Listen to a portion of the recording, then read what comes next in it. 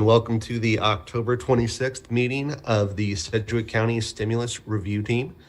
Today, we will continue reviewing applications for public health and social service organizations.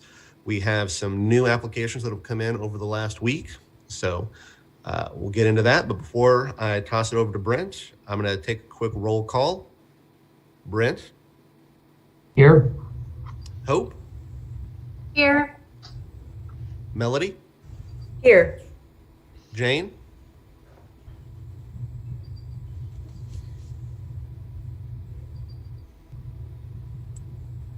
Here. Awesome.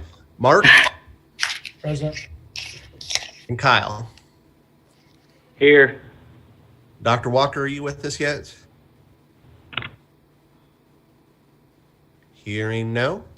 So we can move on to that. The first thing on the agenda today is the adoption of minutes. So with that in mind, Brent, I'll toss it over to you. Okay. Thank you, Aaron, and thank you, everyone, for your continued support on the Financial Stimulus Review Team. I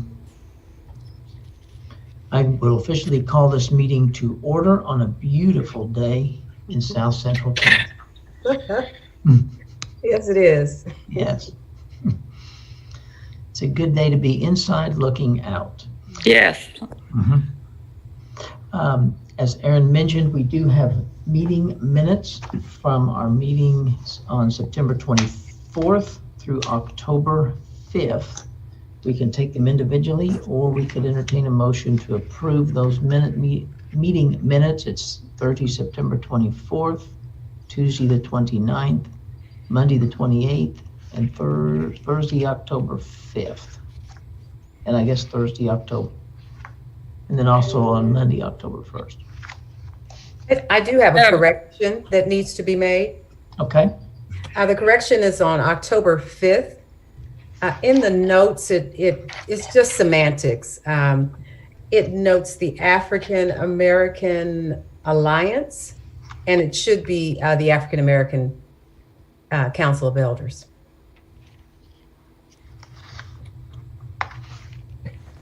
I apologize about that. I will make that correction. Okay. I have another pretty techie one, but it was actually Monday, October 5, not Thursday. Right. And I thought we met on a Friday, October 2nd, not Thursday the 1st, unless my calendar is really wrong. I don't think we met on a Friday. Well, I thought it was the only one we did, but I could be wrong about that. But I know October 5th was a Monday. Okay, let me look back. So you said October 2nd? Friday. I thought we met on the 2nd, but I that could be wrong. I don't have anything down on the 2nd. But you do on the 1st? I don't have it down on the 1st either. I have it for the 5th. I have it for the 28th.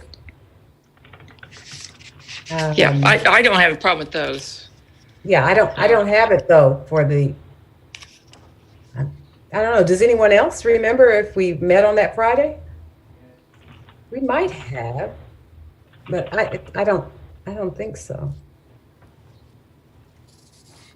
I don't show it either. I'm showing 28th and 29th, Monday and Tuesday. Mm-hmm. Right.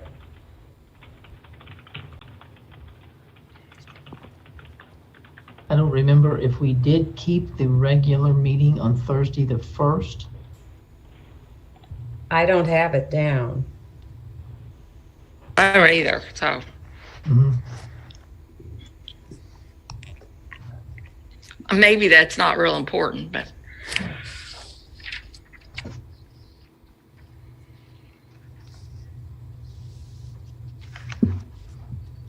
Okay.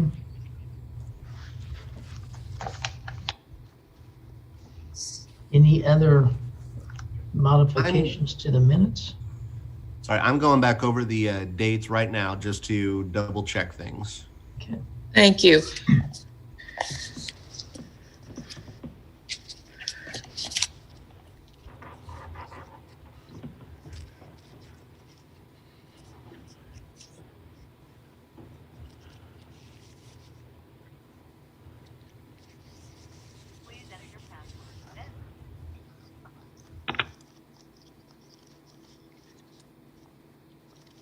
So it looks like we had meetings on September 24th, 28th, 29th, October 1st, October 5th, Okay.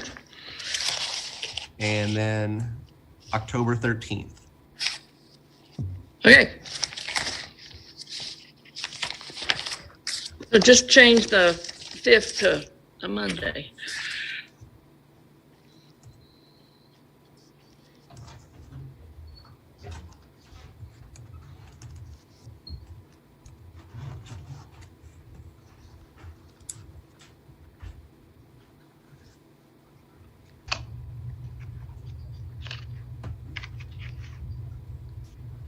Anything else with the minutes?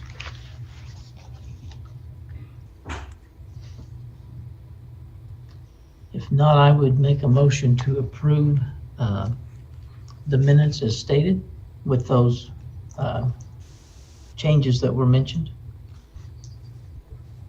And I second. Okay, so we have a motion and a second to approve the minutes from September 24th through October 5th, 2020. All in favor signify by saying aye. Aye. Aye. Any opposed, same sign. That motion passes. Minutes are approved. The next thing on our agenda this morning is on new business update on the funding recommendations. Just would remind the group that all $11,716,000 that have been recommended by this committee have been approved by the Board of County Commissioners, which means there's almost $6,284,000 remaining that's eligible to be allocated. Would also want to make the committee aware that this next Wednesday will be the last scheduled BOCC meeting until November 18th. If we have business and need to request a special meeting, that's always an option, but there isn't anything scheduled till November 18th. So to the extent that we can make approvals, even if they're contingent approvals on certain conditions being met today, is probably in our best interest of expediting the funds going out into the community. Anybody else have any new business or anything else to take up before we begin reviewing applications?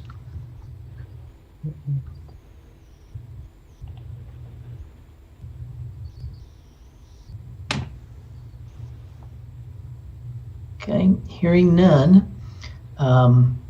The last remaining application from our first round was application number 684 for the Wichita Metro Crime Commission. That is the $40,000 request for the marketing campaign. I do have some updated information after last week's meeting, and Tanya Cole sent me an email, asked me to read that to the group this morning. She wasn't able to join us. To summarize what's in the email,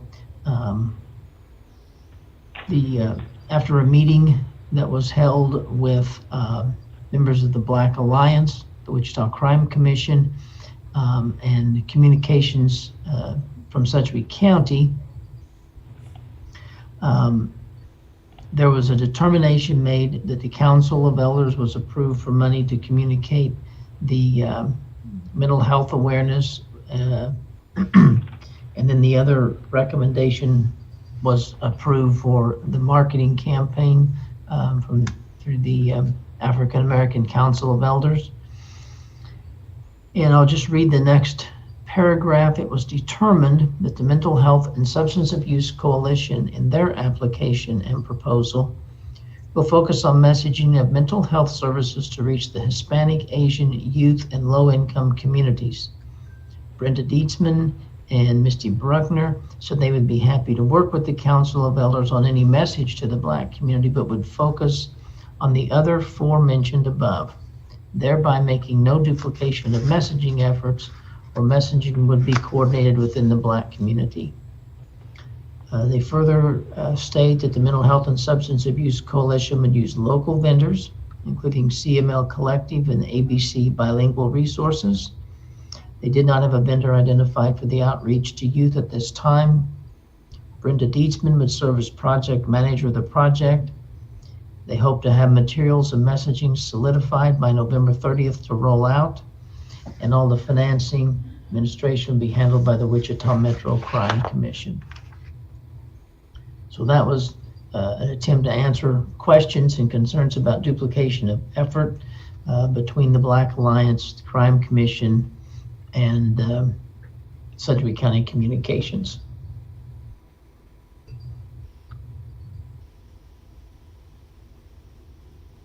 And the question was posed by the committee. These were clarifying questions that we had asked. Yes, and I wasn't able to make the meeting last Monday morning, but as I understand it, the concerns have been around duplicating those marketing efforts between the county, the Black Alliance, and the Crime Commission. So those three folks sat around a table to talk more about coordinating their efforts and whose focus would be on whom. So right. That's where that is. Okay, and I know I had asked for to see if indeed they would be able to coordinate. So it sounds as though they've met and have agreed where there's overlap that they may defer to and or work with the Black Alliance and or the Council of Elders. Okay. So do we just need a motion? I think so. I move to approve the request from the Wichita Crime Commission, and you can put it in the number, but the amount is for $40,000 to do a media campaign that is, and I don't think I need to add any more. Just we do approve it. I'll second the motion. So it's been moved and seconded to approve $40,000 to the Wichita. I'm sorry to interrupt, but we already approved it in the minutes on the 28th of September. That was the other 40,000. No, it's the same one. It's 40,000. It's 684 in the minutes. Well, then we probably need to amend the minutes because we approved their other $40,000. We accrued both of them on that. Well, let's see.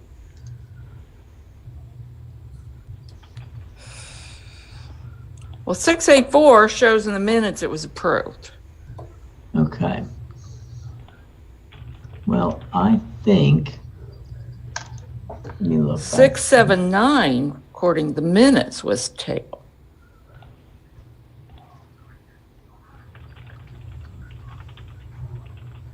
I think that's just an error, Brent, because this was the one that we should have tabled, was the one you're talking about, 684. Okay.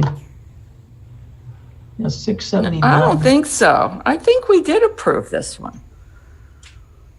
I think we had these additional questions before we were going to. I think it was tabled. The minutes talk about the public awareness campaign, and Yeah, it says the motion passed Mhm. to That fund one- it. That one was for their telehealth program,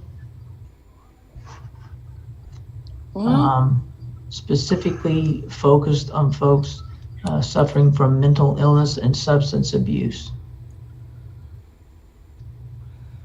Well, I'm confused. Okay. And that was. What did we approve for 40,000? That was what we approved for 40,000 was a,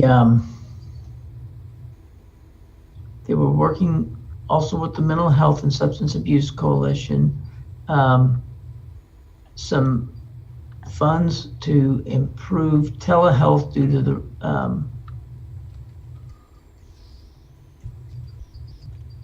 and I'm trying to get to the specifics. They were providing devices to patients, and they had a model out of Grand Lake Mental Health Center in Oklahoma that was doing the same program, so they modeled their program after that. And so the funds are focused on about 100 to 150 people, depending on the life of the technology. So it was basically to get technology in the hands of the clients so that they could provide mental health, telehealth services to them. Well, that's not the way the minutes read at all. Okay. And there was a bit of a, there's a bit of a marketing campaign to that.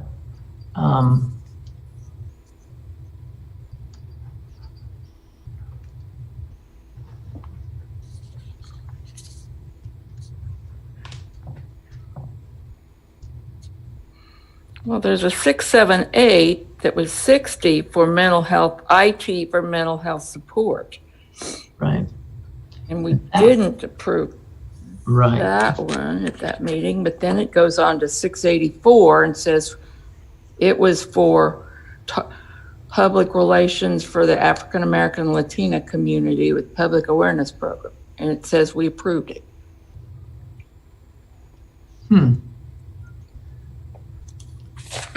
Like the third page of the Monday, the September 28th minutes. Okay.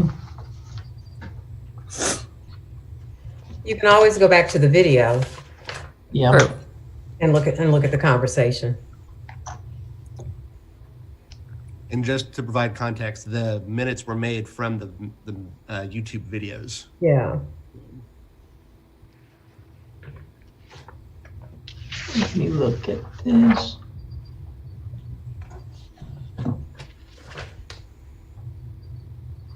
Well, what we showed, the attachment that was given to the county commission for their approval, they approved 40,000 for number 679 and 10,000 for number 685. Oh, well, then you better fix the minutes. Yeah.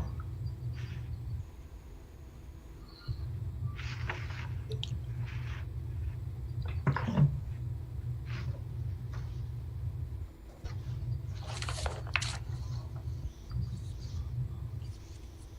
I'll go back and look at that again and make those necessary corrections.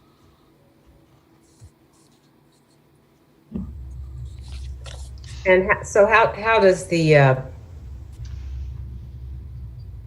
so do we need to change anything in terms of moving it and passing it? Well, let's approve or vote on the motion that's on the floor. And I think then at the end of that, we will have approved 3 of the 4 applications from the Crime Commission. And Right, we would have. we could go back in and do another motion if you want to confirm approving all 3, if we want to do that.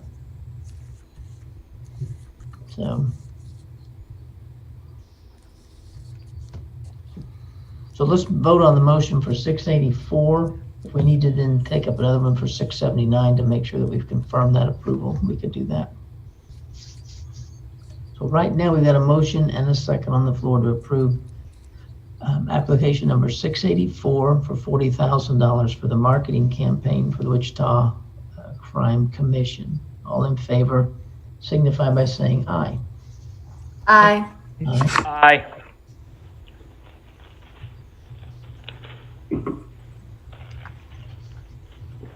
then I guess I would make a motion just to clarify that we affirm, I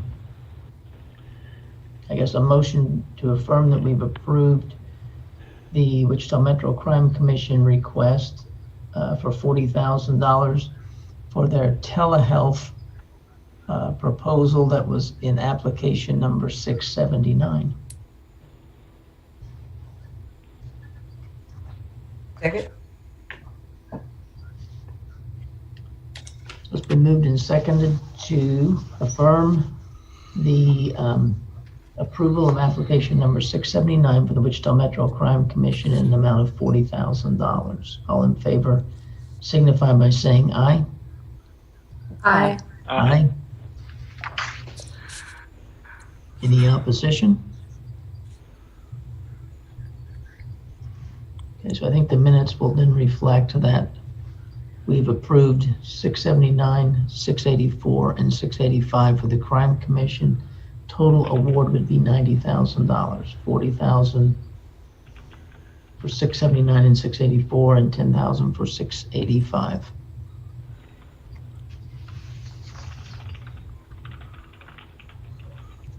Okay.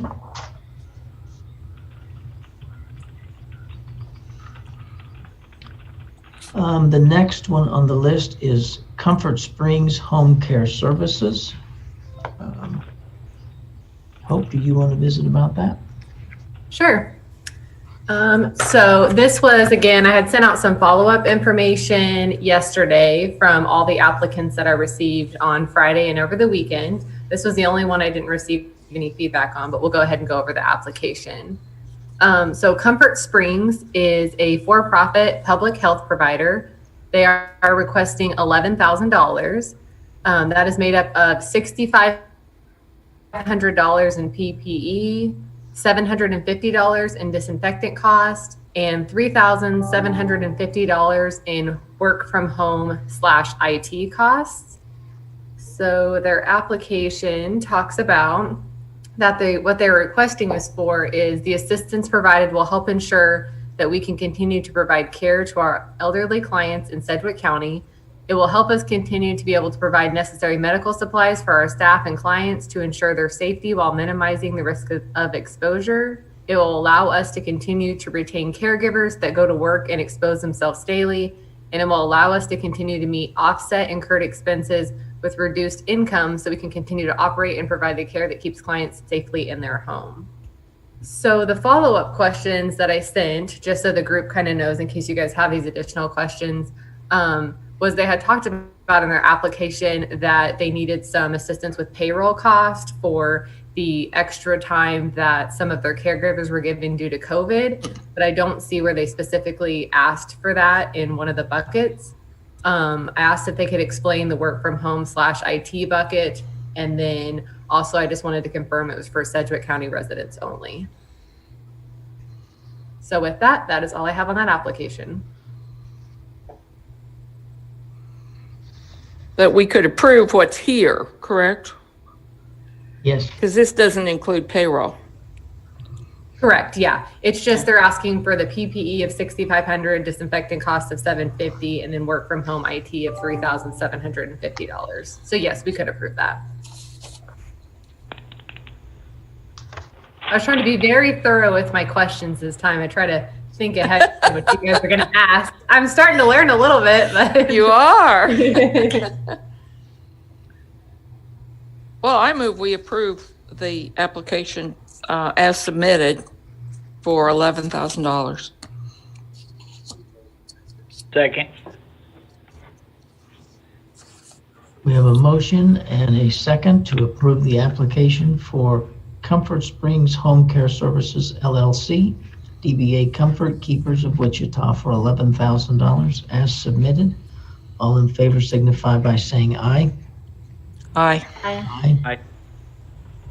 Any opposed, same sign. Motion passes unanimously.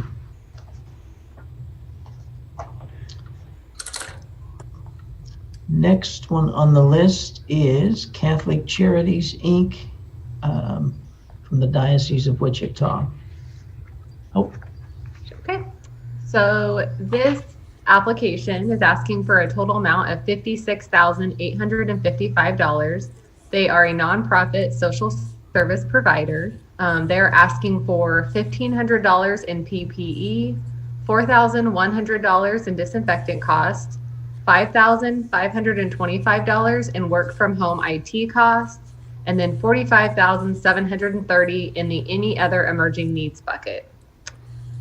So I had sent them some follow-up questions, and they gave us a good breakdown that I sent out this weekend. So for the PPE equipment for $1,500, it's for 60 protective shield sneeze guards. They're projected at $60 each. So that was for the $1,500 for the adult day services. The cleaning disinfectant for $4,100. That's increased facility cleaning at $300 a month times 8 months is the $2,400 for the counseling and immigration services center. And then they have a sprayer / equipment that's $1,700, and that's for the adult day services. The IT cost for the $5,525. Basically, they have this for some web cameras that are at $85 each for the 7 staff, which is $595. And that's at the CANA Counseling and Immigration Services. And then computer support expenses for telemedicine. It says $1,546 was for March through June on average, and then $564 per month from July to December. And that total came to $4,930. And then the any other emerging needs bucket for the $45,730. Can everybody mute themselves? Maybe I'm just getting some echo. This is for the facility rent. It's $4,888 a month at 6 months. That's $29,328. Postage and printing costs was $500. And then they had a vehicle lease, which was $1,338 a month for 9 months, which is $12,402 for their adult day services. And then program supplies for activities replacing community outings, and that's $3,500. They said the clients served at the adult day services are exclusively Sedgwick County residents, and the requested materials on our application for our immigration and counseling are for IT internet cleaning cost of our facility here in Sedgwick County and postage. They said they would be able to ensure that the postage funds are not utilized to support non-Sedgwick County residents, and the funding request for both immigration services and CANA counseling represents less than 1% of the full budget. So in reporting, they can show the funds supporting only the Sedgwick County residents with impact. And that answers those questions. And then Jane, she had one follow-up question yesterday. Let me pull that up, and they already responded on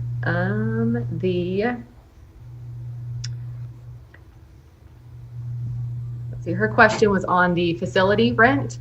And their response was the only additional information that they can give on the facility is it's not being used because of COVID, since they don't have the number of clients necessary to have the 2 sites. And then their daily census went from an average of about 80 clients to 50 or less during the pandemic.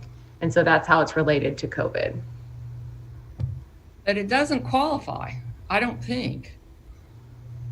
They were already leasing them. They need the money because their revenue is down. How does that fit within the federal guidelines? What we've seen, and I'm going to apply the guidelines to a different program, Jane, on our business grants.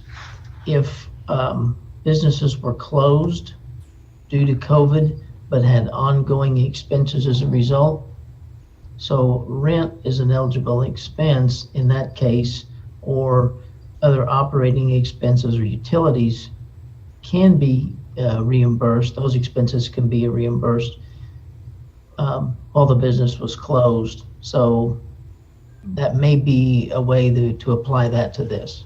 I thought if it was a budgeted expense, we couldn't cover it. I believe that's what we were told. This has to have been a budgeted expense.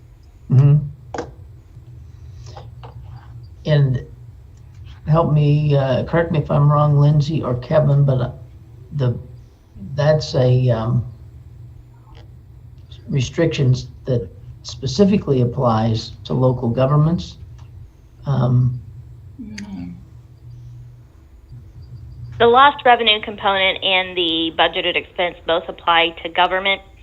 On the lost revenue side, there are some business interruption allowances that are done.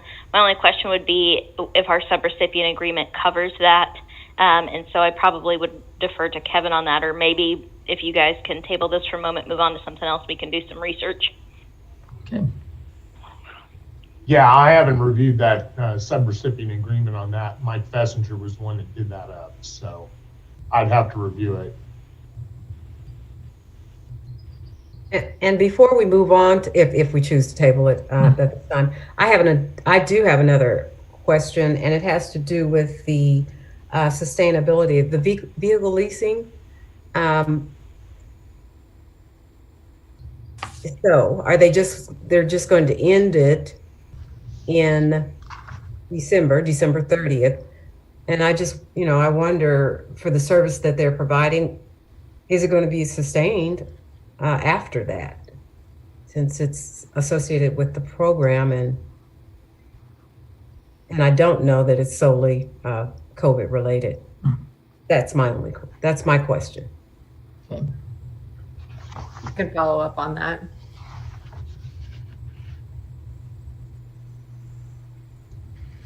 I would be okay with approving everything else other than the rent, but I don't know if you want to do that, but. That's, Hi, this is Melissa. Can you hear me? yes. Yeah, we can hear you. Okay, good. Been having microphone issues. So up to this point, all the applications that we've seen have been from agencies that have wanted to lease space in order to engage in physical distancing so they could deliver services. However, the Spark dollars, I believe the HHS Provider Relief Fund dollars, the dollars that the different pots of money have allowed CARES funding to be used by businesses to support or to cover expenses associated with activities including activities that the business cannot engage in. So if you're an agency that serves the population that Catholic Charities does, it's important to be able to transport people to day services at Catholic Charities. And it's amazing that there are 50 participants out of 80 who are registered in the program who are still participating in day services. So if there are vehicle leasing expenses or leasing expenses, physical rental leases associated with spaces that cannot be used currently, it seems like the same logic should apply to these nonprofit organizations that applies to for-profit businesses and to local government.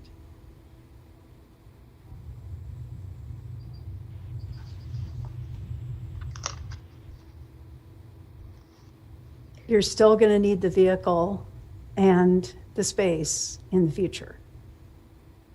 And will they be able to sustain it is my question. Yes, because, Yeah. well, in the case of this agency, I know the answer is yes. Yeah, I do too. Oh, okay. Funding will not be a problem. Good. Well, I'm trying to think if we've turned down somebody else because it was a budgeted expense. I think we have. For example, we turned down Goodwill paying for some of their staff because they were already budgeted. So I don't know why this one is different. I was thinking about this when we were looking at the Goodwill application. And as you recall, we spent a lot of time trying to match the expenses with the request. So when we went through and looked at each element of the request and the associated amount, at least from my perspective, I was thinking about this very question. And I feel comfortable with the allocation decision we made with Goodwill. And I don't think we're being inconsistent here. But you're right, we should probably go back to review that, except I hope we don't have to carefully go through it. Me too. And if it's okay, I'll jump in. So I think there's kind of a few parameters that I would keep in mind here. Whatever the costs are, budgeted or not, the reason that we are funding them with CARES money must be because it's necessary due to COVID-19, bottom line. If they don't have the revenue to pay for their rental costs, that is something that, and they can demonstrate that it's because of COVID-19, that would be something that would typically be eligible as long as it's not a government that already had it in its budget. Personnel is an entirely different issue for everybody. Personnel actually has a lot of flexibility for government, not a lot of flexibility for others. And so it's kind of an interesting situation there where we can't do anything with revenue, but we can do a lot with personnel. We can help private with revenue, but not a lot with personnel. So it's an interesting dynamic. And so looking at the subrecipient agreements, I think it might be helpful if I forward this to you all so you can look through it. But we do have a scope of work. And within that scope of work, it basically copies straight out of the CARES guidance and talks about what types of expenses are eligible for public health entities, what are ineligible expenses. And so it may be worth looking at some of these things. So I do want to read one portion out because I think it's useful. So this is in the actual Public Health and Social Service Agreement. This is a certification number 5, and I'll get this sent to you momentarily, but it says, I certify the use of funds submitted for reimbursement from the Coronavirus Relief Fund under this grant were used to cover only costs of carrying out activities directly benefiting small businesses or public health or social services within the scope and objectives of this grant or for internal administrative costs necessary due to the public health emergency. Examples of eligible expenditures include, but are not limited to, office rent or mortgage for organizations' operating space, wages and benefits for organization staff, office modifications, supplies and installation, including plexiglass barriers, markers, signage, consulting services, sanitation supplies or sanitization costs for operating space, cost of disseminating state and county public health guidance, PPE or related protective equipment, temporary facilities, increased disinfection costs, work from home, food assistance programs, workforce development, mental health support costs, crisis counseling costs, government assistance enrollment, and adjustments to delivery of services. So it's pretty expansive what you all are authorized to approve under the terms of the subrecipient agreement. Well, Lindsay, what I know I heard it can't have been in the current budget. What is that applied to? That's accurate, but that's for government only is how they have inferred that. So where we aren't allowed to make up for lost revenue with this money, but we can use it to pay for certain eligible other costs. Okay. If another entity had it in their budget, but they have a revenue shortfall and they can demonstrate that it is due to COVID-19, and we can say that those expenses are necessary, though, due to COVID-19, they need to be able to continue their mission. They need to be able to continue this social service or public health focused program to, help us mitigate the effect of COVID. Then we can make a case to fund them as long as they follow all the other, 20-some pages of federal guidance. Okay. Can you give a specific example of that last thing you just said, Lindsay? Remind me what I just said. I'm sorry. So, for instance, the Department of Aging has subrecipients, right? Right. And they're delivering services, but in some cases, maybe a senior center might not be able to be open all the time, or transportation might be an issue getting seniors to and from the center. So then how can CARES funding be used in that case? And if so, how? Well, I'm going to make it even more challenging because actually our aging program here at the county received its own separate allocation of funding from CARES, not through the Coronavirus Relief Fund. But let me think. So maybe an example might be EMS. So EMS has had a decline in services, right? They haven't been asked to transport as many people because people are afraid of COVID-19.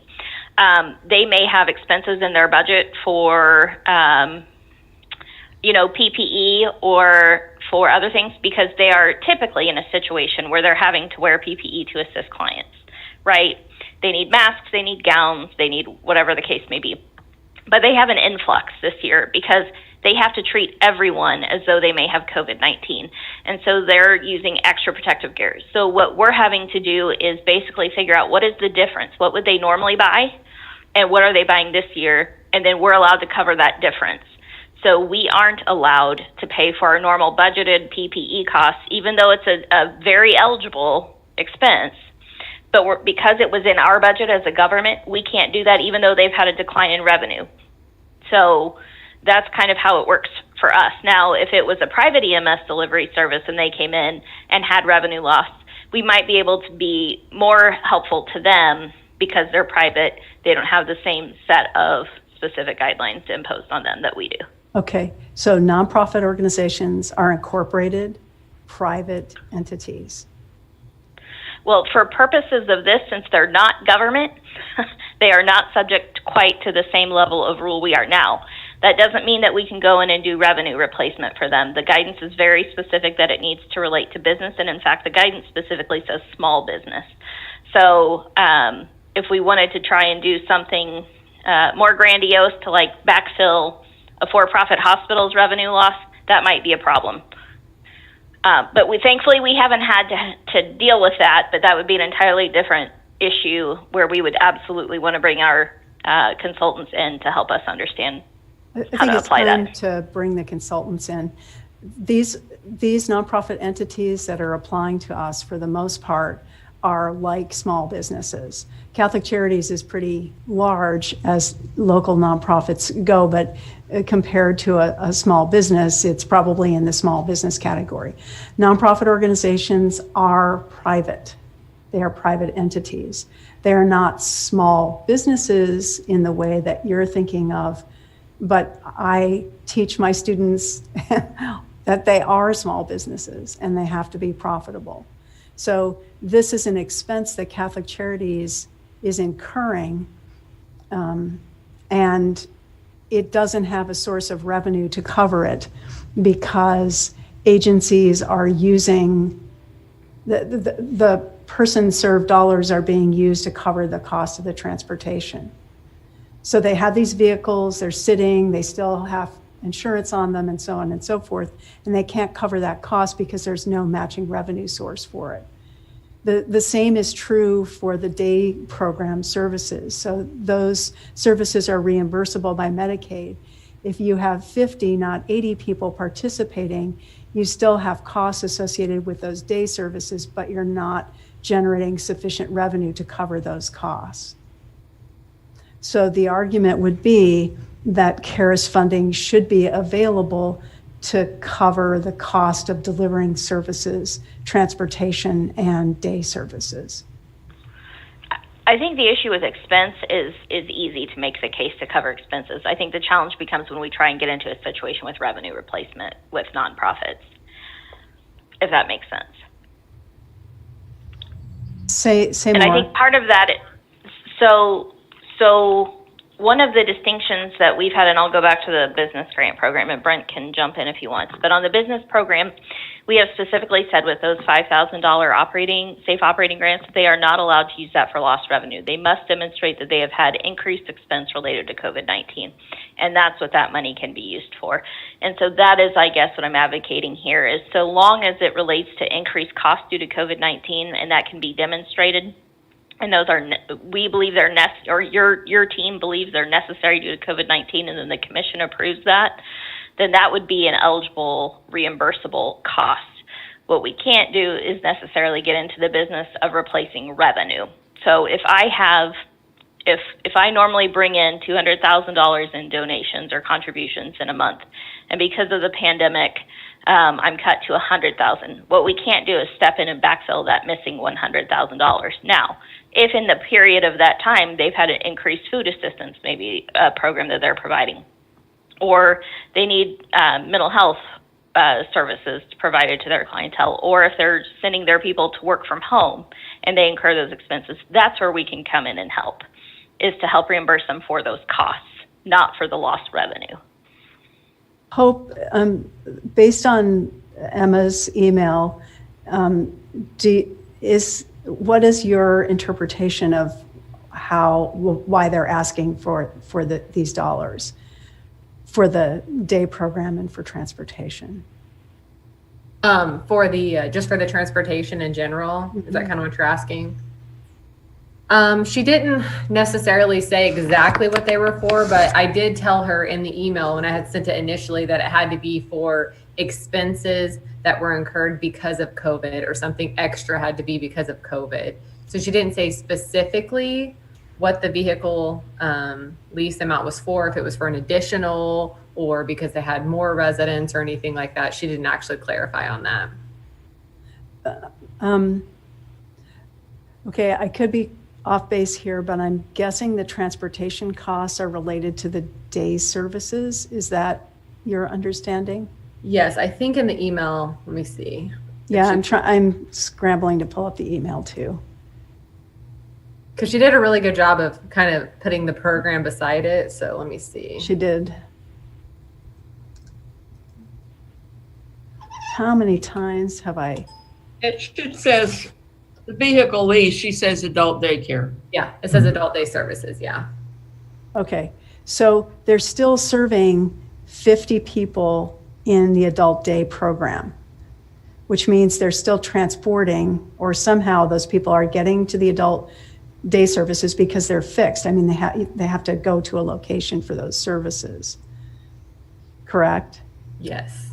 So if you have typically 30 more participants than you currently have, how would that affect transportation costs? That's a good question. That's what you need to ask Emma, that very question. Okay.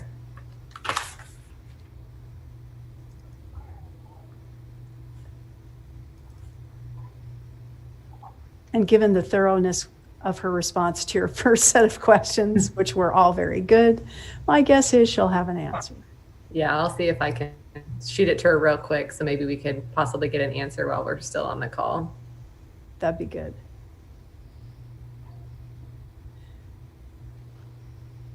So was that the only follow-up question that we had for the Catholic Charities is about that, or did we have something else? One more. Okay. So are they also requesting, although it doesn't say this on her itemization in her email that you sent to us, are they also asking us to cover the cost of adult day services associated with lost revenue for the 30 participants who are not able to attend adult day services for whatever reason?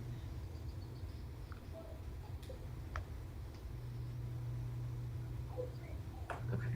And a third way of asking this question is, if they had this funding for the vehicle, then would the census on their adult day service program go up?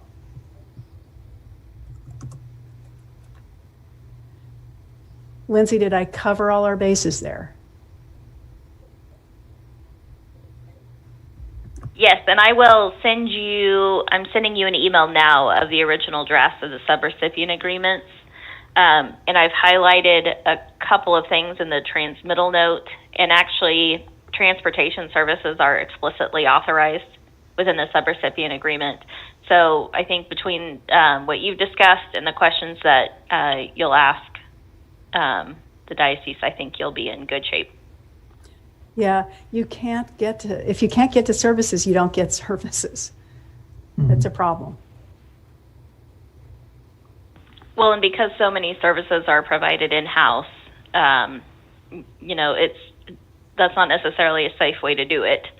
And so to transport folks to programs is good to avoid the exposure, or to bring services in-house in some cases where there's able to be social distancing is helpful too. So I think we've seen it both ways through these.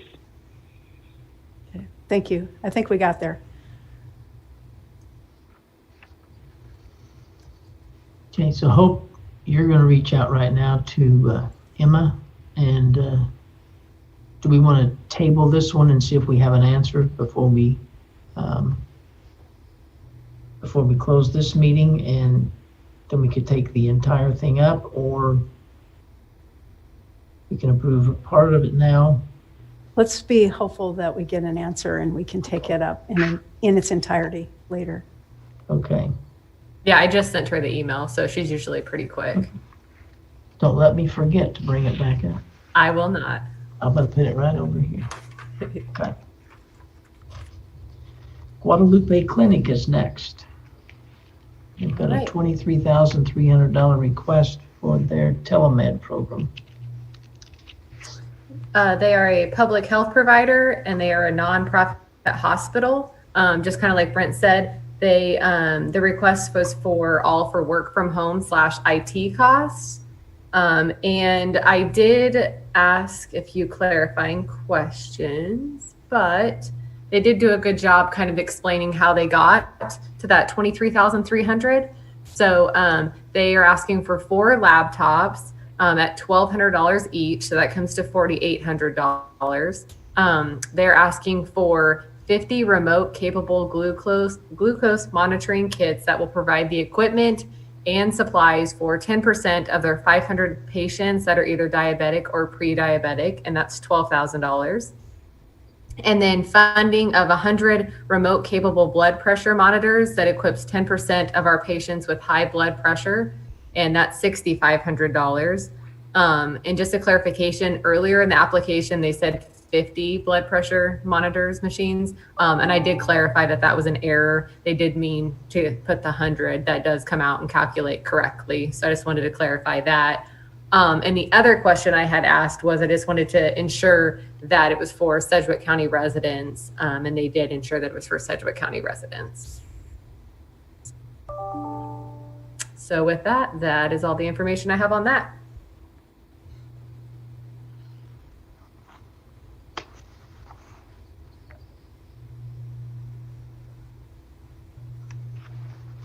Melody, are you talking? You're on mute. I was. I saw.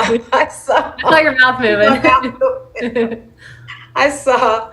I felt that all of the questions were adequately addressed in the notes that you sent back from them, and I would move to approve Guadalupe Clinic's application or request, funding request.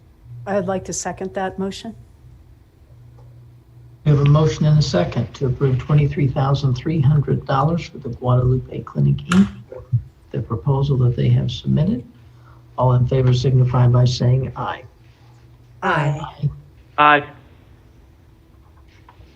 Opposed, same sign. Motion carries unanimously. Next is the Alzheimer's Disease and Related Disorders Association. All right, they are a nonprofit social service provider. They're requesting $13,410. It's all work from home / IT costs.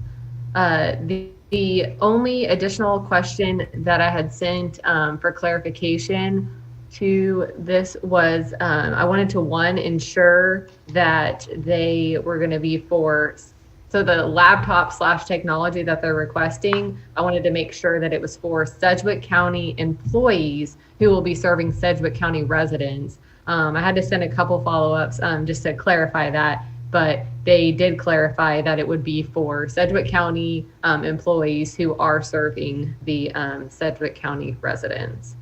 They also did send an attachment that kind of broke it out. Sorry, let me pull that up really quick. Of course, it's the one thing I didn't have open.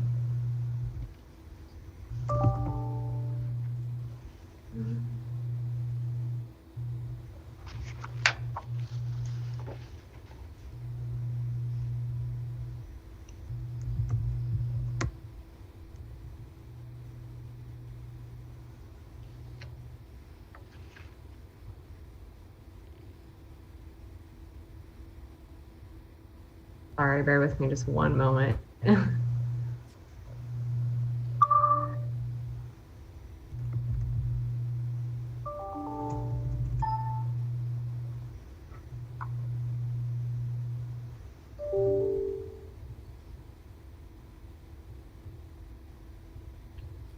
Brent, do you happen to have that open? I do. Would you mind reading through that? I'm having a hard time finding that one for some reason. Okay, there's $13,410 request for they've got $280 for a Zoom account license, $70 a month for 4 months.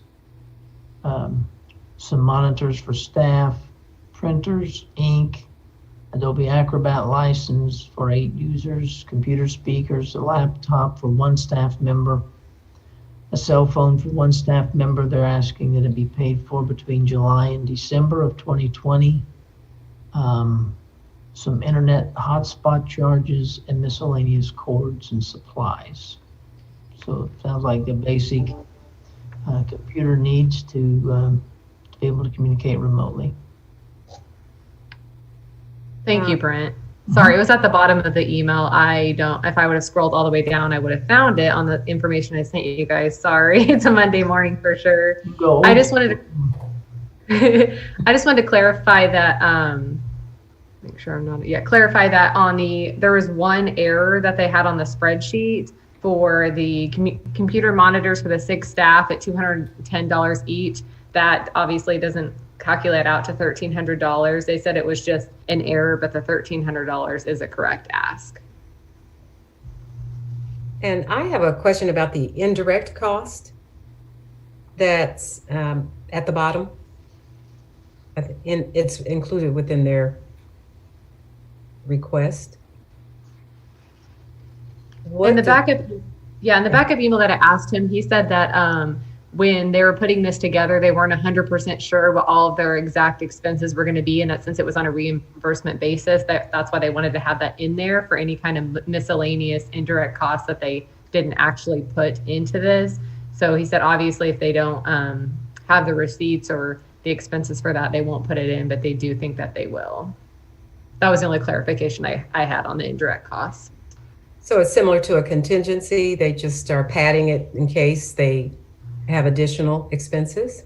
Yes, because they said that it was an estimate based on what I think for some of their printers and things like that, they didn't have 100% what it was going to be, so.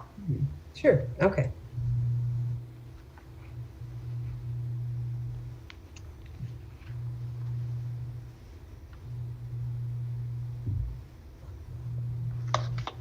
If there are no questions about Alzheimer's disease, I think we've clarified that it's definitely that the services will be in Sedgwick County, because I know that they service 69 counties, and that they refer to that. I would like to go ahead and move that we approve the funding request we have. I'll second that. It's been moved and seconded to approve $13,410 for IT expenses for the Alzheimer's Disease and Related Disorders Association, Inc. All in favor signify by saying aye. Aye. Aye. Opposed, same sign. Motion carries. Brent, I actually got a response back already. Would you like to circle back while we still have the Catholic Charities on the mind, possibly? There you go. Sure. Told you she's pretty quick. Okay, so hopefully this will answer your question, Dr. Walker, but if not, let me know. So she said that they use their ADS vehicle for 2 purposes. First, to pick up clients who need transportation to our services in the morning, especially those who come from group facilities. And then second, to take clients on community outings. Both have been impacted by COVID. Many of our clients from group facilities stopped attending or have not restarted at this point. We also have not had community outings, which were at least daily for multiple of our class groups. So the van is being greatly underutilized. The van lease is another example of something that we were paying to maintain, but not actually able to utilize due to COVID, similar to the ADS facility rent.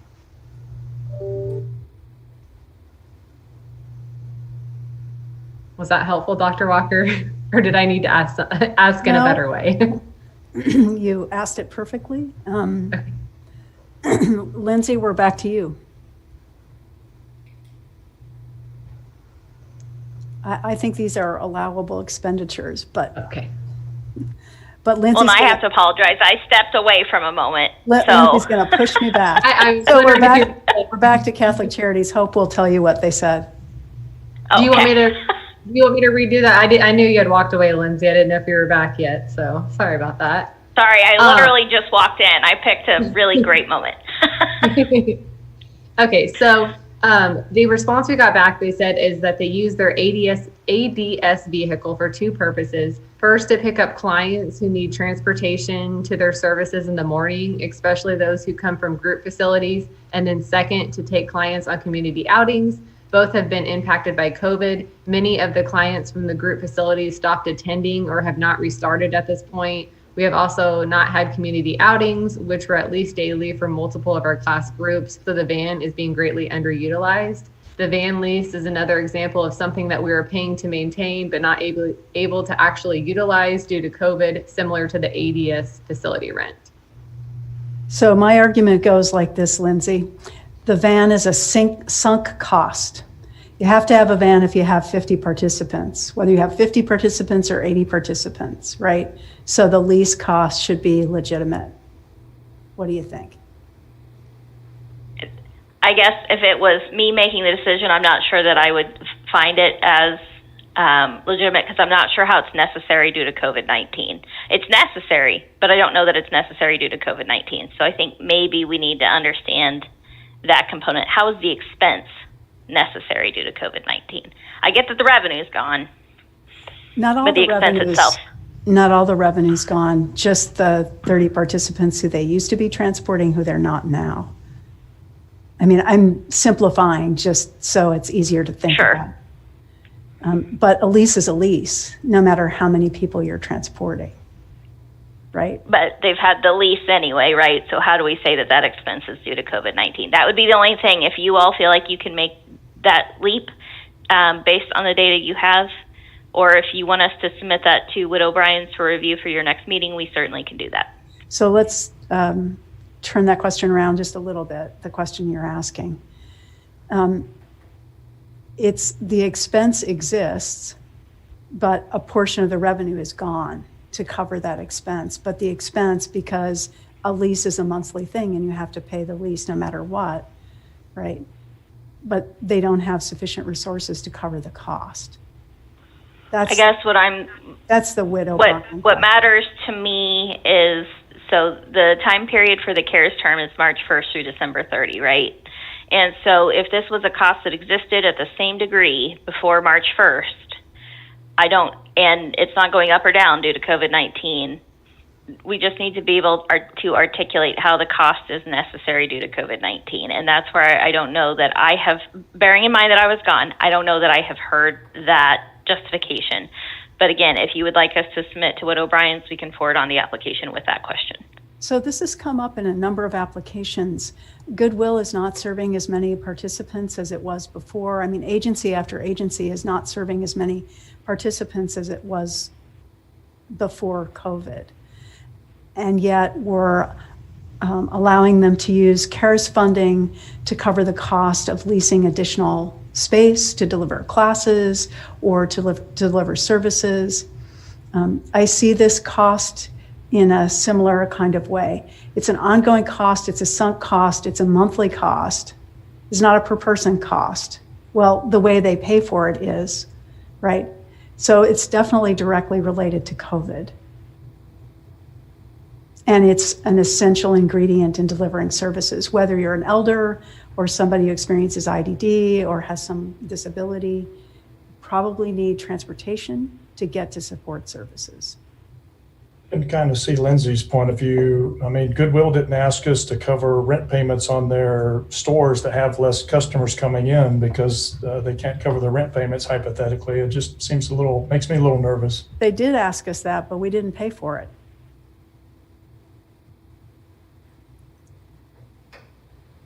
I think so. So one of the kickers that has been, and this is from the county's side of things, I'm not trying to speak for the review team, but one of the things we have looked at is what additional service, what are we doing because of COVID-19? What has COVID-19 caused us to do over and above? Do we need greater space? Do we need to protect that space?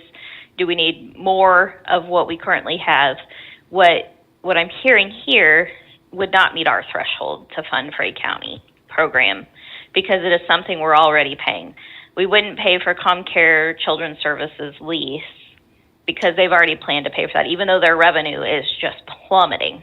It was a cost that's necessary. They absolutely have to have it to do their business, but we can't say that the lease cost is increased or different or necessary due to COVID-19.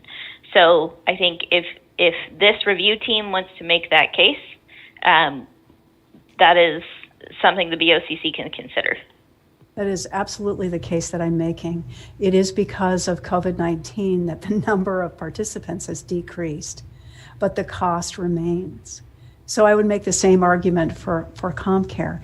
In the case of Goodwill, the point that Mark just raised, I believe we agreed to pay for greeters, right, who would ensure that visitors to stores, to the retail stores, physically distanced and had masks on and that sort of thing. But that was the only expenditure related to the stores that we covered. We approved an expenditure for additional space for the delivery of classes, which was necessary because of physical distancing requirements. Kind of my point. We didn't have Goodwill with utilities for their existing stores or phone lines or stuff like that, which would be, the regular costs of their business. That's the only point I was trying to make. I don't doubt this entity needs additional money. I just wish we could find a different way to funnel it to them.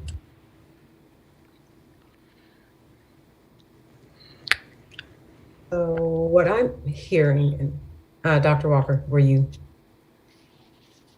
did you want, what I'm hearing is that from a finance perspective, I'm hearing some hesitancy. And I'm thinking that, and more specifically, that Lindsay and possibly Mark would more than likely request information or request a review from Whit O'Brien anyway. So I'm leaning, that's the direction that I'm leaning, is just to go ahead and request that review and know from an auditing perspective what their thoughts are. I think Hope will send me what she has, and I can forward on to Whit O'Brien's. We can ask for it to be prepared for your meeting next Monday, if that's okay, if that's the will of the review team. I think that's a great idea. And Hope, you have to argue my side of the case to Whit O'Brien. Sure, I'll make sure I do that. Thank you. Or send him to the YouTube video. Does this board have any appetite for looking at the other portions of this request? I'm fine with the rest of their request if you want to go ahead and approve that. Absolutely. So we've got $1,500 for PPE, $4,100 for disinfectant costs, $5,525 for work from home ITS. Then of the other two emerging needs, we have the vehicle lease and we have the rent on the space they're not using. Do you want to include the rent on the space they're not using or just the other three? Just the other three. Those were the PPE, disinfecting costs, and work from home ITS. So that would be $9,000, $10,000, $11,000. Brent, since they broke it out, we could remove the facility rent and then also the vehicle lease rent. We could take those two out of the emergent needs, and then we could have Whit O'Brien look at those and approve everything else if that's what the group would like to do. I think that sounds like a really good motion. Yeah. So we'll approve everything except for the $29,328 for the facility rent, and also exclude the $12,402 for the vehicle lease. Yes, with the caveat that one person on the oversight committee would like to revisit those two items. Okay. So that is, we'd approve $15,125 today. Brent, tell me if I'm right. You say 15,125? Yes. You did the math, so I'm gonna go with that.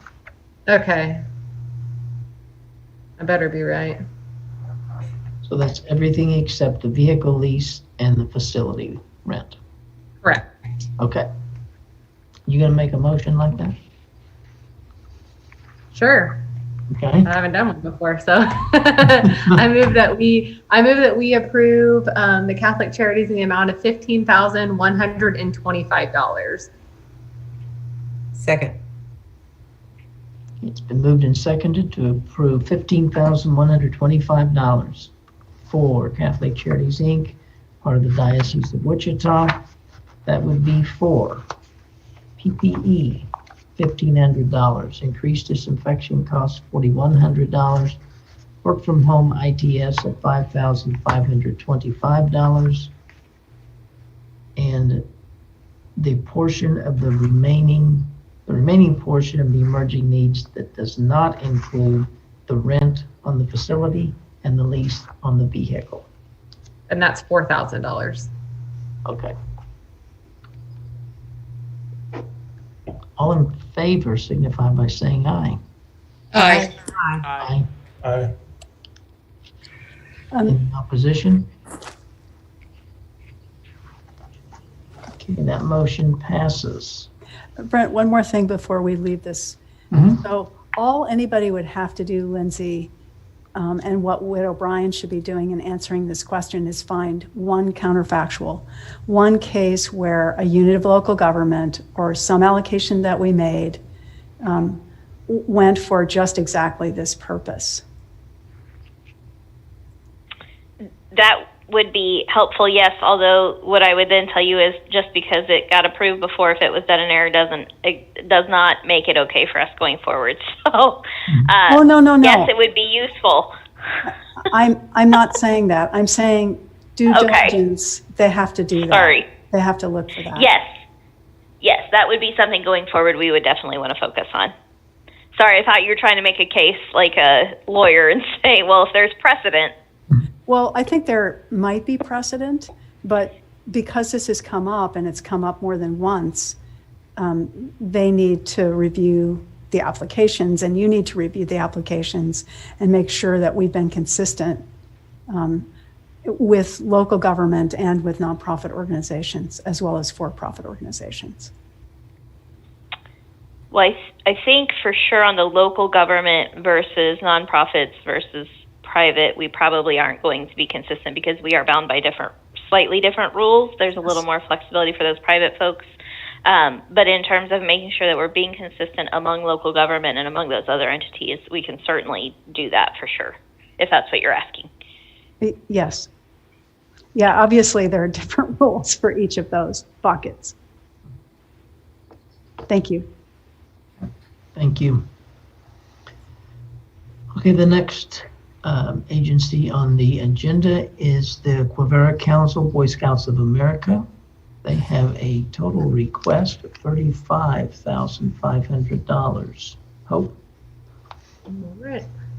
So they have a PPE request of $1,500, disinfectant cost of $2,000, temporary facilities ask of $3,000, work from home IT cost of $19,000, and any other emerging needs of $10,000. That comes to $35,500. So I did send you guys some information that I went back and asked this applicant. First, I wanted to ensure that the dollars were only going to be used for Sedgwick County residents, and he did ensure that they would only be used for Sedgwick County residents. Second, I asked if they could explain what the $3,000 temporary facilities ask was for. They said in August, the council held an event that had to be moved outside due to Sedgwick County residents regarding distancing. To comply, we rented a tent at a cost of $2,000, which was not originally budgeted. We also held another event called Awareness Camp for underserved youth in Wichita. Because of the COVID restrictions, our transportation costs doubled, and the remaining $1,000 is to offset the unbudgeted costs. Next, I asked if they could explain what the $10,000 any other emerging needs was for. He said, due to COVID restrictions, we are unable to feed camp participants in the dining hall. And to comply, food is prepared in our kitchen and then delivered in hot boxes to small groups. This allows the participants to follow the established social distancing guidelines. And the $10,000 request is for the hot boxes. And then the last question I asked was if they could explain what the $19,000 IT work from home was for. And he said this issue has been a struggle for our entity since March. The council has hardwired desktop computers for employees to use. However, we do not possess laptops for work at home options. This request is to purchase 7 laptop computers and accessories to allow for remote work options. In addition, many of our meetings are now Zoom based. The subscription is included in the total. The council has purchased 1 webcam and an additional 20 are included in the request. Having these items will allow our employees to work remotely and electronically in a safe environment. And so with that, that is all the follow-up I have on Boy Scouts of America.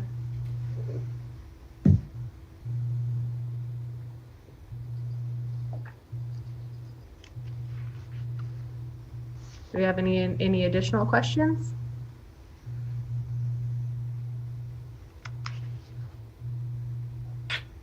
It's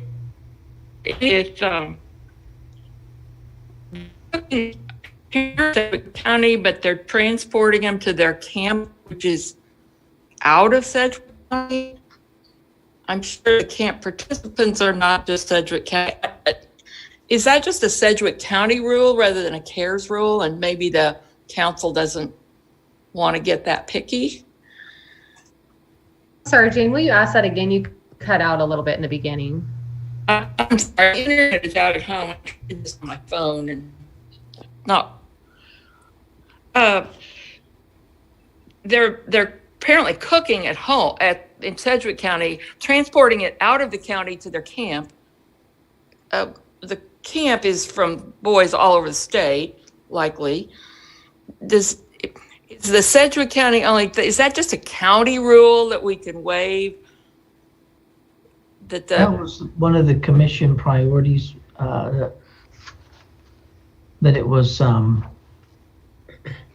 of their priorities was that the funds would be used in the county. But maybe they would understand this one.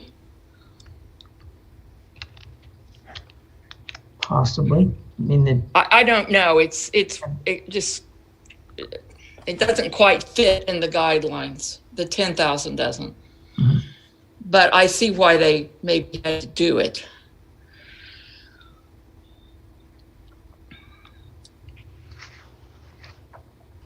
I don't know how to read the BOCC that well, but I thought they seemed pretty clear that they wanted all the money to stay in our county.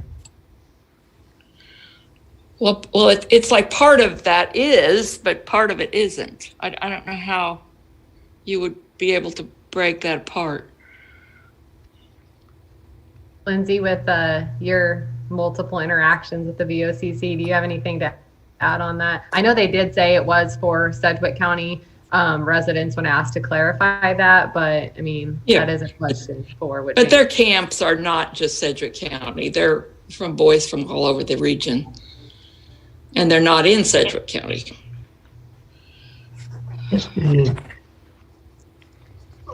Where I would fall on that is if the campers are from Sedgwick County, that would clearly, in my mind, be eligible.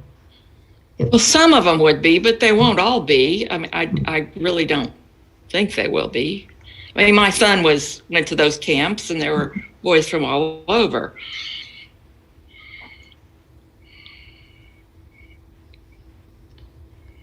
I mean, the answer to that first question was that we understand the dollars are for Sedgwick County residents and submitted the request with that in mind. So does that mean that they spent $30,000 on food, but $10,000 was for the 1/3 of the campers that were from the county? I don't know. I don't know what they did. I think the only concern I would have is what precedent do you set if you start allowing these other programs to come in? How do you fairly draw a line between what you'll fund and what you won't? Yep. But I do know the commission has a strong interest in the Sedgwick County portion, but I agree with Brent if it's supporting Sedgwick County residents or Sedgwick County youth, even if they are going other places, if it's protecting them from bringing it COVID back, I think that's their prerogative. Mm-hmm.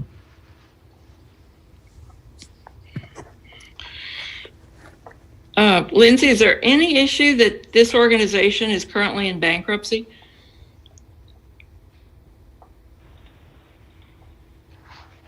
Well, I would defer to the review team, certainly, but I think knowing that sustainability is, I did not know they were in bankruptcy, but I think if sustainability is a concern, either it makes them a potentially a high risk that would just need a little more monitoring, or you all may choose not to fund them based on that.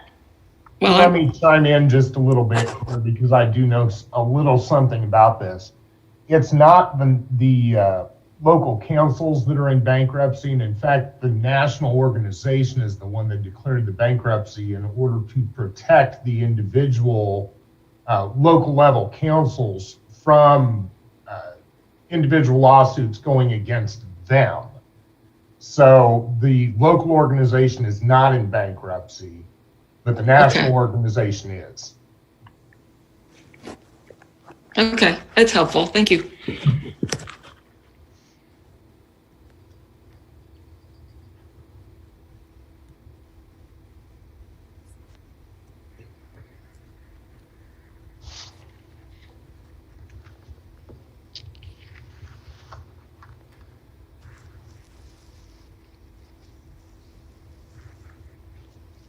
Well, we could approve, if we wanted, we could recommend approval of everything except the $10,000 for the food.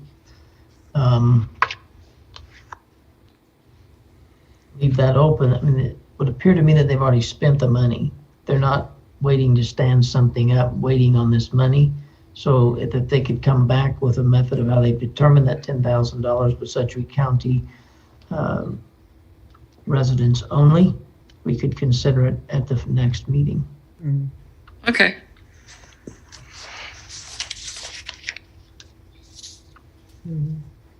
Okay, I would move that we approve the $1,500 for PPE, $2,000 disinfecting, $19,000 work from home, and $3,000 temporary facilities for the Quivera Council. Second. Okay, it's been moved and seconded to approve. I think that would be $25,500. Correct. Is that right? Okay. Yep. Quivera Council, Boy Scouts of America, that would be all of their requests in their application except for $10,000 for the food, any other emerging need. All in favor signify by saying aye. Aye. Aye. Aye.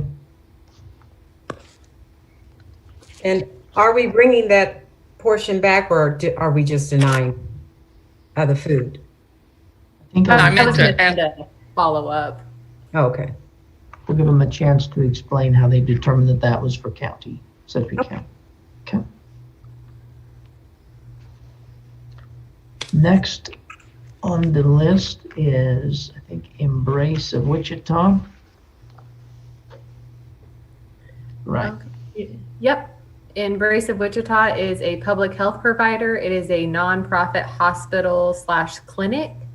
The total amount that they're requesting is $3,000. And their request is solely for work from home / IT costs. And what they're asking for is one laptop for STD follow-up usage, one laptop for PMI virtual appointments, and one laptop for pregnancy test clinic / mental health counseling follow-up care. Let's see. I move we approve the $3,000 request. Second. I moved and seconded to approve $3,000 for Embrace of Wichita, Inc. $3,000 for IT equipment. All in favor signify by saying aye. Aye. Aye. Aye. Any opposed? Same sign. That motion passes. I don't believe that we did, we received one other application since the applications went out. I will summarize it for the group I don't believe Aaron or Hope, no, this application was not sent to the team. Is that correct? Correct. It wasn't on there in time. Okay. I'll just mention this, if we need to wait till the next meeting to take it up, but it is for Center of Hope. They've requested $192,720. Their program is to provide rental assistance to folks that are on the verge of eviction. And they indicate in their application that they identified between April 1st through October 20th, 311 households that they have already assisted with rent payments. They've made those payments directly to the landlords in that amount of $192,720. Those were the ones that they've made more. I think they made more rental assistance payments than that, but that were the ones that they had identified that were directly related to loss of job, loss of income due to the coronavirus.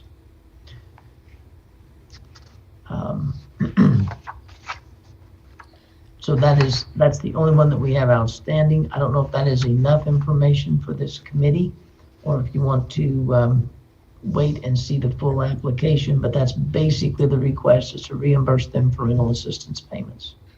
Brent, this is Melissa. When, Interfaith Ministries, but that's not their new name. Humankind. Oh, thank you, Humankind. When they requested funding for rental assistance, my recollection was we approved that as part of their request. Is that correct? Yeah, I think that's right. I think we did. Pretty sure. I've got it in front of me someplace. Here we go.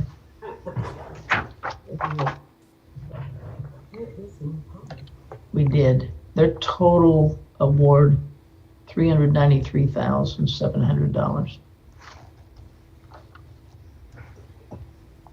Okay, so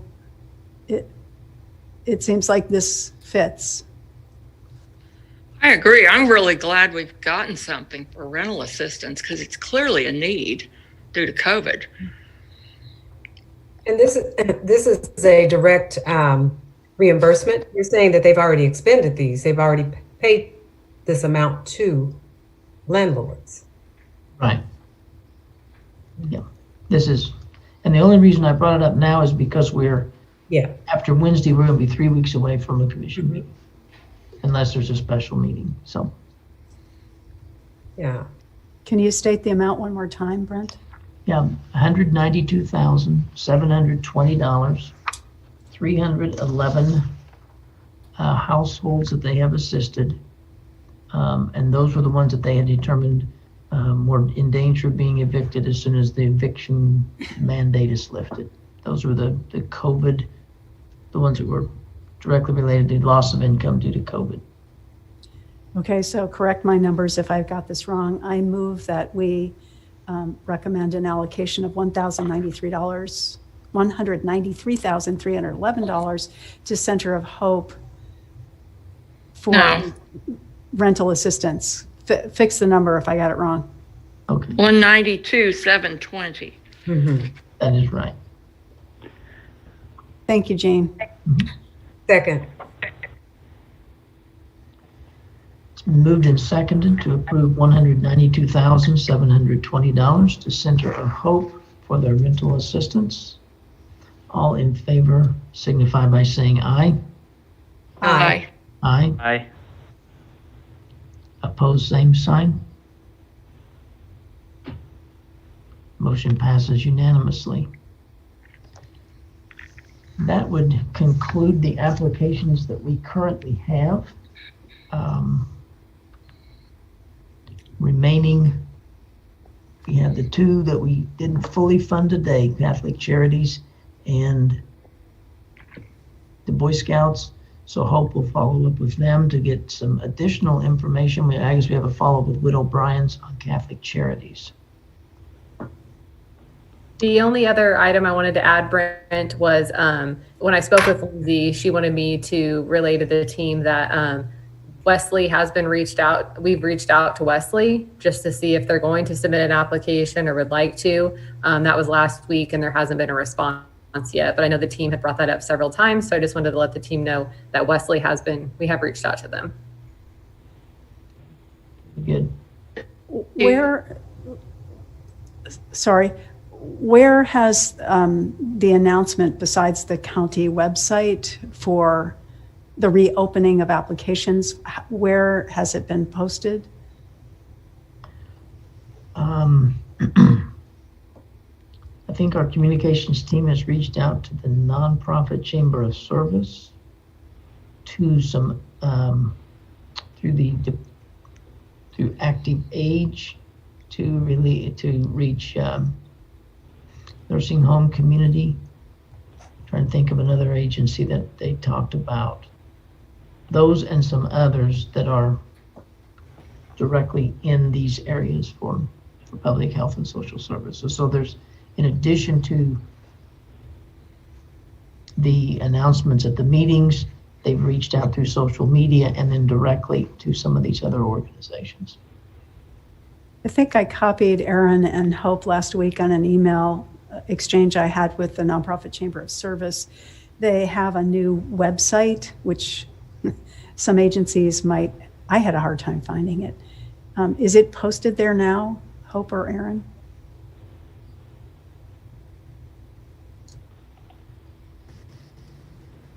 Allow me to check that right now. Hang on one second, please.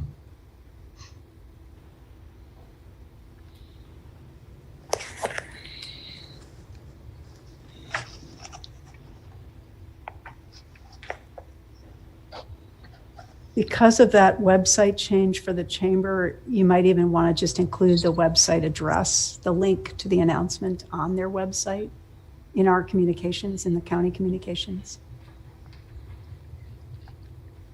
If it's there. If it's not there, forget it.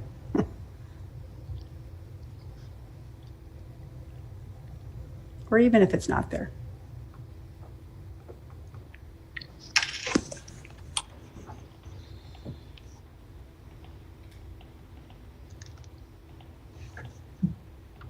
But they are making, I guess, without giving you all the specifics, I don't know them, they have reached out broader than just the social media campaign and the commission meetings and the county website. Because as we've been told by Jay, not everybody reads that. Now, kind of what I was hoping was that the chamber would push it out to all of their members, all 60 or however many agencies there are that are part of the chamber. And maybe that's a better strategy than the posting on their website. Yeah. You know, just ask them to put it on their listserv or to blast it out to all their members. The link, the county link. Mm-hmm. I'm not seeing it on their website, Dr. Walker, in their resources section or anywhere else. Okay, so can you have the name of the person who's handling that stuff for them? I mean, Cindy Miles, and then she also has an assistant. Can you just send them the link and say, please send this to all your members? Sure. Thank you. And remind us, Brent, when applications close again? Don't have a date set for these to That's close. right. They're open until funded or funds are exhausted, Got it. or we've run out of time. I forgot that part. Thank you. Brent, can you kind of go over the timeline though for using this? We have to have it all spent by December 31st, if I remember right. Yeah, the sub-recipient agreements that we're providing, they have to have it spent by November 30th, which gives us time to reallocate any funds that would be unspent. The CARES guidance is that all the CARES funds have to be spent or incurred by December 30th of 2020. So we need to know by the November 30th what unspent funds are there so that we can do reallocations prior to the end of December. So we'd rather keep it locally then send it back. The BOCC, I think you indicated, only has 1 or 2 meetings prior to November 30th. I remember. Well, they have one this week and one next. There may be some special meetings. If we have something big with CARES and we need to ask them for a special meeting, they're open to doing that. But the next 2 Wednesdays after this, one is a national holiday. The one on November 4th is the day after the election, which is typically a day that they do not meet. So, And we have, if I remember right, somewhere in the neighborhood of $5 million left to go through. yes. I guess I'm wondering, just kind of talking out loud here, if we should revisit Ascension and or see what Wesley comes up with. That'd be we had some reasons why we didn't recommend it previously, but that would be a good place to soak up a lot of this, and I'd hate to send it back. I do appreciate what Dr. Walker said about trying to see if there's anybody else out there, but we've cast the net out several times, so I'm just going to throw that out there. It might be time to look back at Ascension. Okay. I would support that, re-looking at that application. Okay. There was one piece of that application that wasn't specifically the capital project, but it was some IT.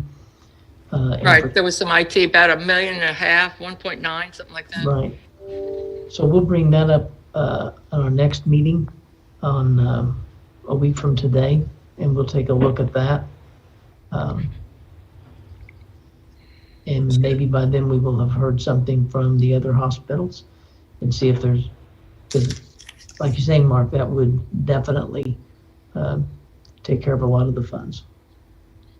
Would you explain to me again, or just share with me again, how we're reaching all of the FQHCs? And I know we just did a small fund, or responded to a small request from Guadalupe. I know we haven't received anything from, Grace Med or Health Grace Corps Med or Health Corps. Hunter Health, we haven't got anything. or Hunter Health. Right? And then there's a state. There's another one. that's well, it's not an FQHC, but it's a quote unquote free clinic. So how are we reaching out to them? Is it just in the broad swath that we are sending this? Could we do a personal follow-up? Because I just don't, I don't get it, why we haven't received any requests from others. I would be supportive of Melody's suggestion. So if we're reaching out to Wesley, we should also be reaching out to the community clinics and the federally qualified health centers that we just named. Yes. Okay. Let me pass that along to our communications folks. And what about Open Door? Absolutely. Yeah, I'm really surprised that we are not seeing as many applications from any of the continuum, with the exception of Humankind, most of the continuum of care agencies that are part of the United Way, that the continuum of care, the agencies serving people who are homeless. So Union Rescue Missions, Salvation Army we heard from, right? Yes. Yes, Yeah. we did. Open Door, there are a number of those agencies, and they're underrepresented here. Arguably, the homeless population is being adversely affected by COVID, and it's snowing now. Oh, absolutely. It's going to be worse. It's dire for some. Mm-hmm.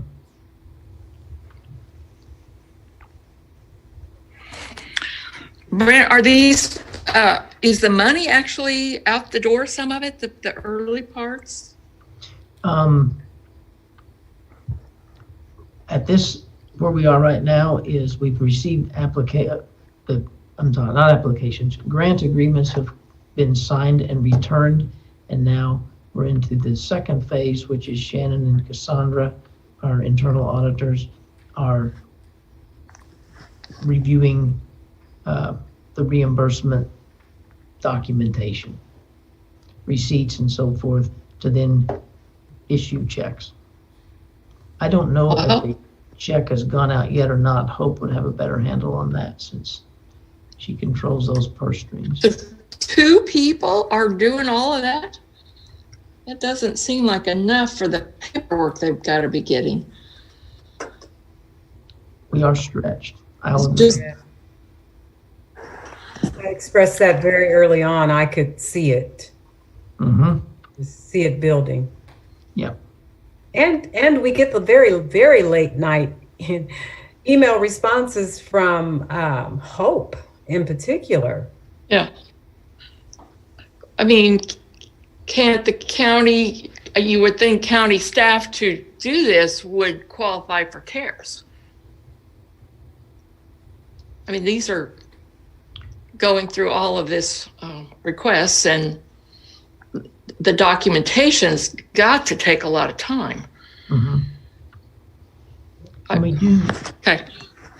we do have some positions that have been prioritized in terms of those that have been substantially dedicated to COVID. For some of our personnel reimbursement, a lot of it has some overtime costs involved and so forth. So we are tracking all of that. Okay.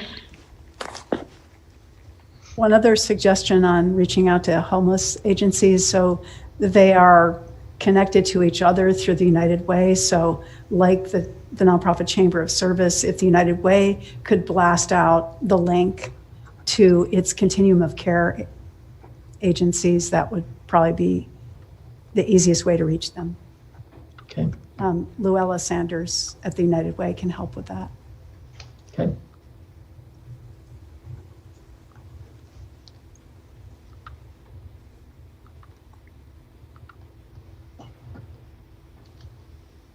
We will make sure that communications has all that information, and we'll give you a report on that next week on what has happened. Hopefully we'll have a number of applications between now and then.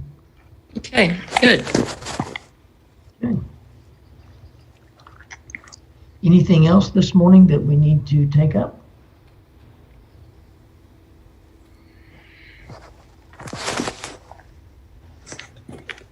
If not, then I guess I would entertain a motion to adjourn.